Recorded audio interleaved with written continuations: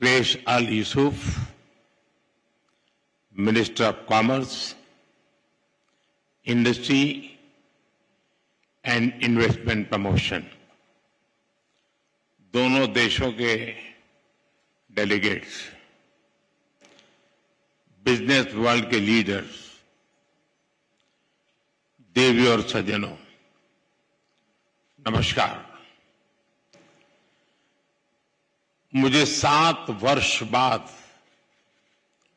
Oman आने का सौभाग्य मिला है और आज आप सभी के साथ बातचीत करने का अवसर मिल रहा है। इस बिजनेस समिट के लिए आपकी गर्मजोशी मेरा भी उत्साह बढ़ा रही है।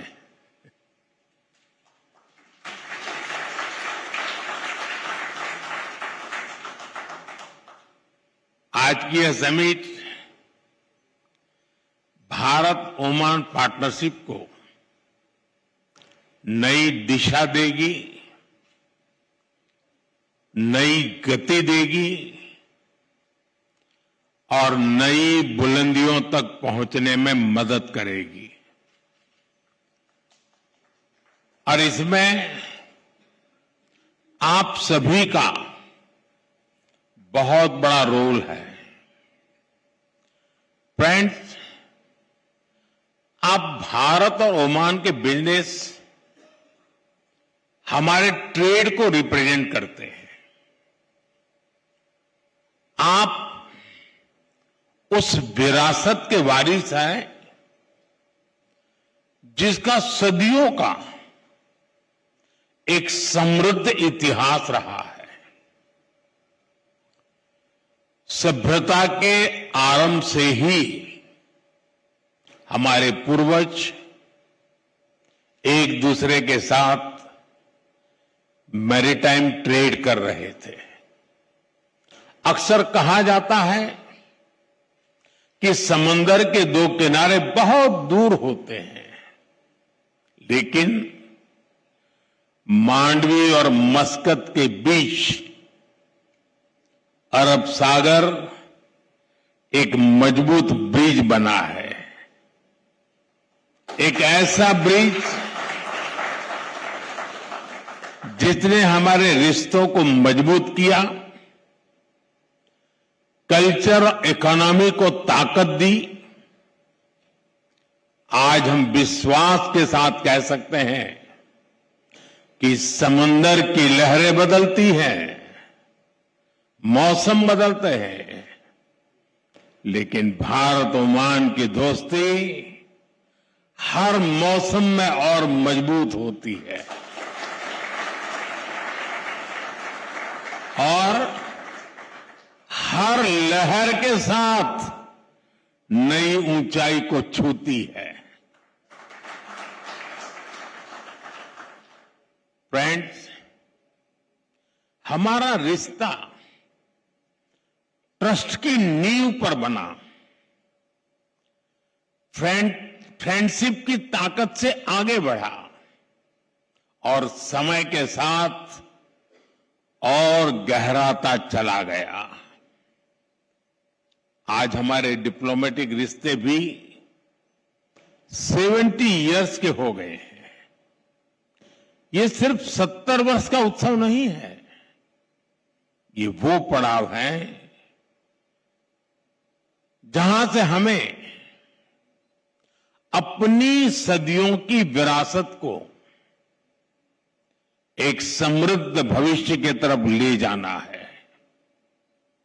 फ्रेंड्स, आज हम एक ऐसा ऐतिहासिक निर्णय ले रहे हैं जिसकी गूंज आने वाले कई दशकों तक सुनाई देगी। कॉम्प्रिहेंसिव इकोनॉमिक पार्टनरशिप एग्रीमेंट यानी सीपा हमारी पार्टनरशिप को 21वीं सेंचुरी में नया विश्वास, नई ऊर्जा से भर देगा। ये हमारे साझा भविष्य का ब्लूप्रिंट है। ये हमारे ट्रेड को नई गति देगा, इन्वेस्टमेंट को नया भरोसा देगा और हर सेक्टर में अवसरों के नए द्वार खोलेगा। सीपा हमारे नौजवानों के लिए ग्रोथ, इनोवेशन और एम्प्लॉयमेंट के अनेक नए अवसर बनाएगा। ये एग्रीमेंट पेपर से निकलकर परफॉर्मेंस में बदले, इसमें आप सभी की भूमिका बहुत बड़ी है, क्योंकि जब पॉलिसी और एंटरप्राइज एक साथ चलते हैं तभी पार्टनरशिप नया इतिहास बनाती है। फ्रेंड्स, भारत की प्रगति हमेशा शेयर्ड प्रोग्रेस की कहानी रही है। भारत जब ग्रो करता है तो अपने दोस्तों को अपनी ग्रोथ का साझेदार बनाता है। आज भी हम यही कर रहे हैं। आज भारत थर्ड लार्जेस्ट इकोनॉमी बनने की तरफ तेजी से बढ़ रहा है। इसमें पूरी दुनिया के लिए अवसर है, लेकिन ओमान के लिए तो एडवांटेज और भी बड़ा है, क्योंकि हम पक्के दोस्त तो है ही, मैरीटाइम नेबर भी है। हमारे लोग एक दूसरे को जानते हैं। हमारे बिजनेस जगत में पीढ़ियों का भरोसा है और हम एक दूसरे के मार्केट को बहुत ही अच्छे से समझते हैं। ऐसे में भारत की ग्रोथ जर्नी में ओमान के लिए अवसर ही अवसर है। फ्रेंड्स, आज बिजनेस वर्ल्ड में भारत की इकोनॉमी की रेजिलियंस की चर्चा होती है। लोग अक्सर पूछते हैं कि दुनिया में इतनी अनिश्चितता है, ग्लोबल इकोनॉमी भी मुश्किलों में है, तो ऐसे में भारत 8% से अधिक की ग्रोथ कैसे अचीव कर रहा है? मैं आपको इसका बड़ा रीजन बताता हूं। असल में बीते 11 वर्षों के दौरान भारत ने सिर्फ पॉलिसी नहीं बदली है, भारत ने अपना इकोनॉमिक डीएनए बदला है।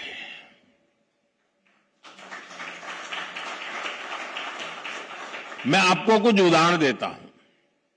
जैसे गुड्स एंड सर्विस टैक्स यानी जीएसटी है, इसने पूरे भारत को एक इंटीग्रेटेड यूनिफाइड मार्केट में बदला है।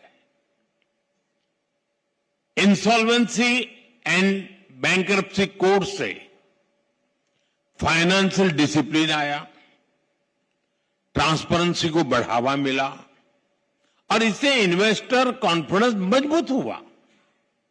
ऐसे ही हमने कॉरपोरेट टैक्स रिफॉर्म्स किए। इससे भारत दुनिया के मोस्ट कॉम्पिटिटिव इन्वेस्टमेंट डेस्टिनेशन में से एक बन गया है।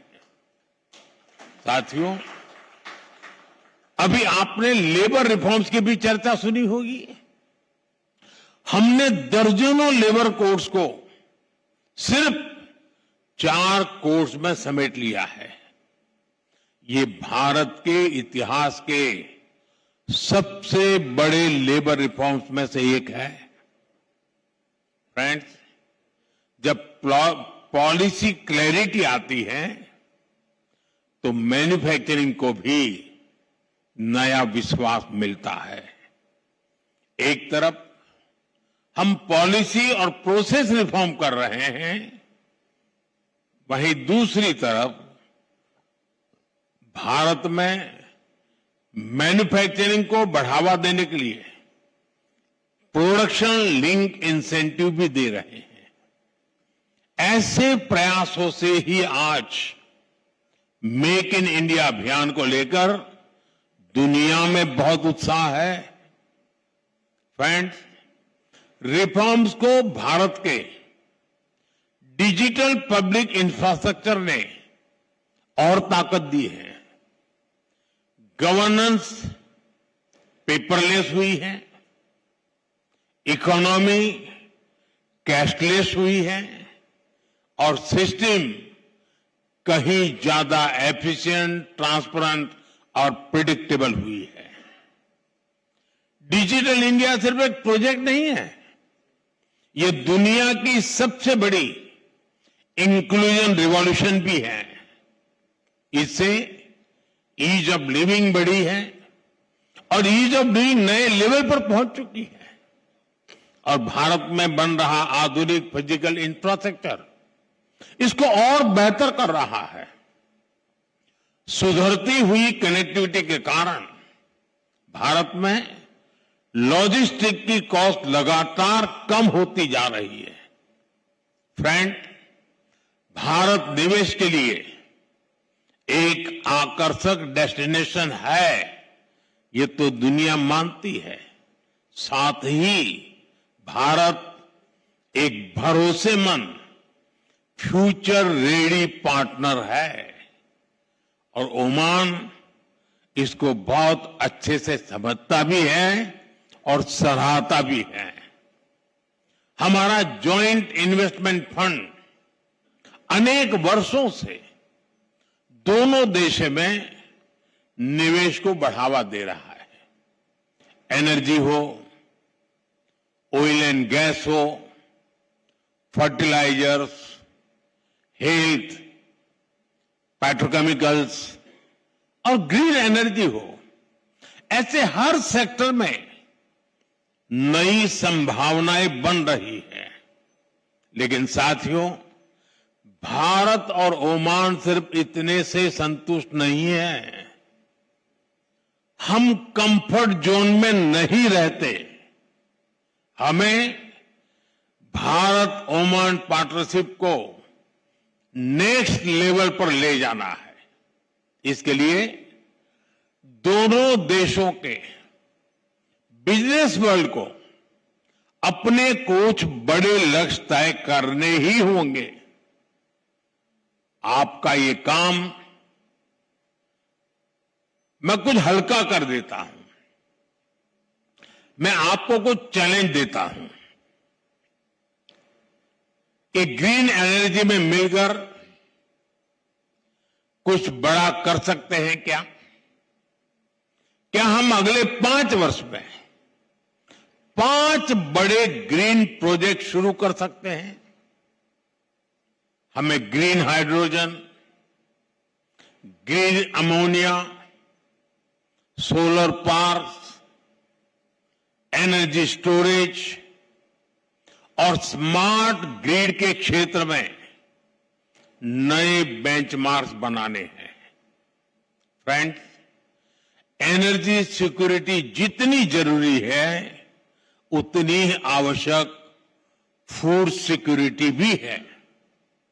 आने वाले समय में यह एक बड़ा ग्लोबल चैलेंज बनने जा रहा है। क्या हम मिलकर Indian Oman agri innovation hub बना सकते हैं? इससे ओमान की फूड सिक्योरिटी को मजबूती मिलेगी और भारत के एग्री टेक को ग्लोबल मार्केट तक पहुंचाने में मदद मिलेगी।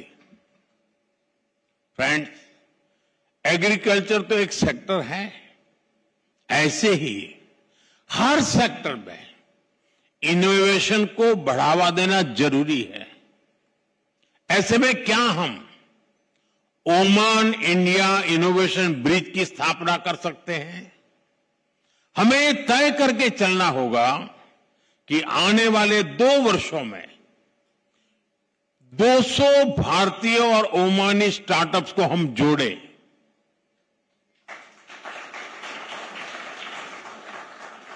हमें जॉइंट इंक्यूबेटर्स बनाने होंगे, fintech sandboxes, AI and cyber security labs का निर्माण करना होगा और क्रॉस बॉर्डर वेंचर फंडिंग को बढ़ावा देना होगा।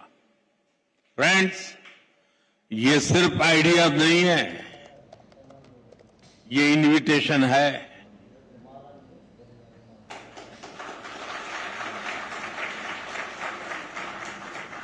Invitation to invest, invitation to innovate, invitation to build the future together।